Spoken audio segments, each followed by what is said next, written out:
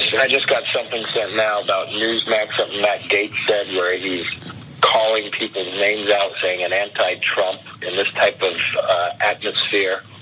And some of the other places, this is serious stuff people are doing that has to stop.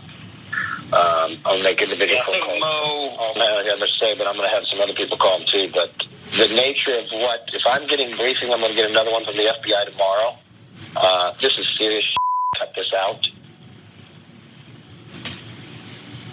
Yeah, that's. I mean, it's potentially illegal what he's doing. Well, he's putting people in jeopardy, and he doesn't need to be doing this.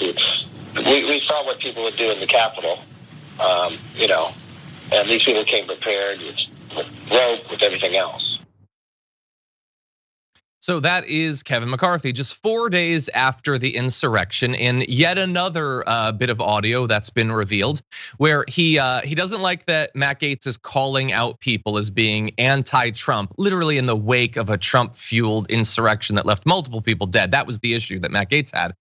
Kevin McCarthy is saying that he needs to stop. Steve Scalise thinks it might have been illegal, and Kevin McCarthy is focused on the fact that the insurrectionists came equipped with rope, looking to assassinate members of their caucus. Now, all that said, he had more to say about Matt Gaetz. Listen to this. The other thing that we have to do is these members on either whatever position you are, calling out other members, that's got to stop. Tension is too high. The country is too crazy. I do not want to look back and think we caused something or we missed something and someone got hurt. I don't want to play politics with any of that. Now, Matt Gaetz is gonna freak out about this audio, and we will get to that. But just to be clear there, while in the wake of the insurrection, he was saying, I don't want to play politics with this. I'm worried that if we don't do something bad may happen. To be clear, he became very, very comfortable very, very quickly playing politics with all of this. And if something happens, he's okay with it now. There was a brief period, Jordan, where he was worried that people might be killed, blood would be shed because of this movement. And then he decided, if I were to stop the movement, I would lose my job. And I really like being a politician. So now he's been fine with it for a long time. Right, once he realized that, that was in the past and nothing could happen and there's going to be little to no accountability for anybody who inspired it, he's just moving on. And, I take a couple things away from this. One, it's McCarthy really just is someone who seems to just want to be liked by everybody in his caucus and in his party. And he'll say anything and do anything to see to that happens. And I don't really take the stuff he's saying about trying to temper violent rhetoric. I don't really take that seriously. I don't think many people do, because you look at what Cawthorn and Gaetz and Marjorie Taylor Greene have done, and like people who speak out and call out their own members of their Congress, even on nonviolent stuff. Like we'll get into it later, but like the wave of negative press for Madison Cawthorn really seems like inside like leaks to retaliate for the Coke orgy story a couple weeks ago. So I really think that's coming from inside the House. It's like, hey, you want to challenge us? You want to take us on? You want to air our dirty laundry? We'll take you down. I mean, that just seems like inside baseball, like DC stuff.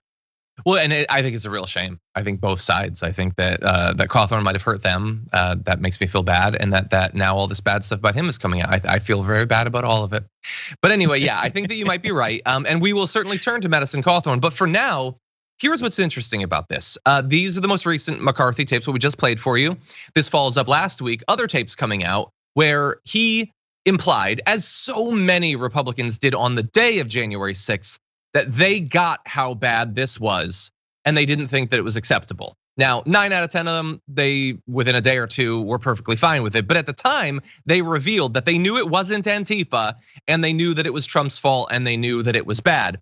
The thing is, immediately in the wake of those first tapes coming out, Donald Trump was pretty much okay with him. Maybe we'll read his comment a little bit.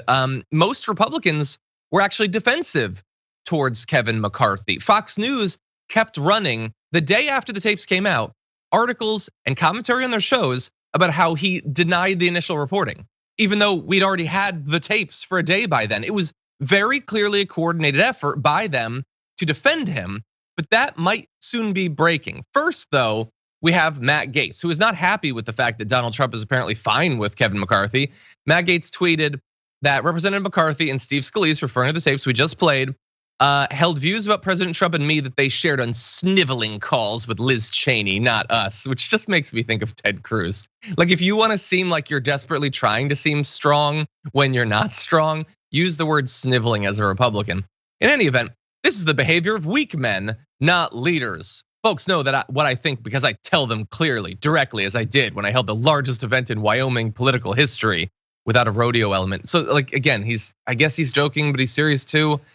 They're funny, and libs are increasingly worried about it.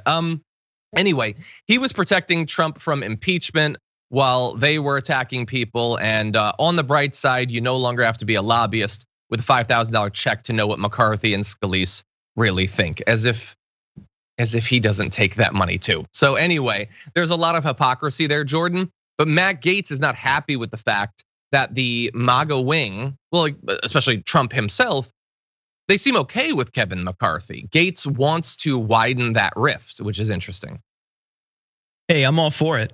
The more fractured that party is, the better it is for the Democrats in the midterms. Like, I'm all for the base just cannibalizing itself. And what they recognize is like, look, there's a faction of the Republican Party who probably wanted more blood on January 6th. They wanted, they wanted people to die. They wanted a different outcome. They wanted it to be worse. And Republicans realize, like, look, that's a part of our base, whether we like it or not. And they donate. They are super engaged and they support lunatics. But it's like, hey, if we can skim some money off the top or incorporate that into our base, they're still going to vote. Like, if you're looking at slim margins in purple districts, and that's the person who's running.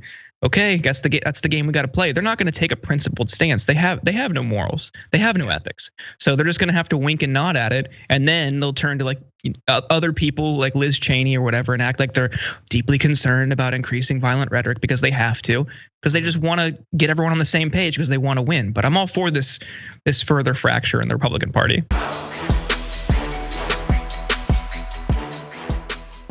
For more political news breakdowns, interviews, stories of activism, and me trying my hardest to care about the occasional big celebrity news story, subscribe to our YouTube channel at youtube.com/The Damage Report. And you can ring the bell wherever it is so you don't miss anything.